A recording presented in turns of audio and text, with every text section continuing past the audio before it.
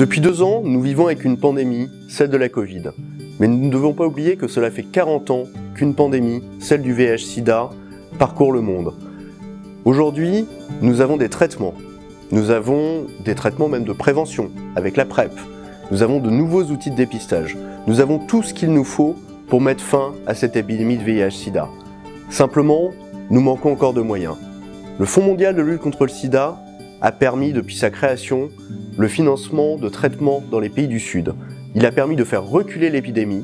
Il permet aujourd'hui de financer aussi des moyens de dépistage, de prévention.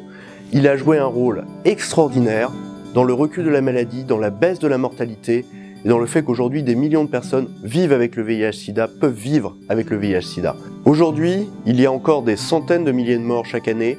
Il y a plus d'1 million de nouvelles contaminations dans le monde. Alors la lutte contre le VIH/SIDA est toujours un sujet d'actualité. La reconstitution du Fonds mondial cette année, c'est-à-dire le plan de financement pour les 3 prochaines années, c'est l'occasion de mettre davantage de moyens dans la lutte contre le sida, puisque là nous pouvons mettre fin à l'épidémie de VIH résolument les 10 prochaines années.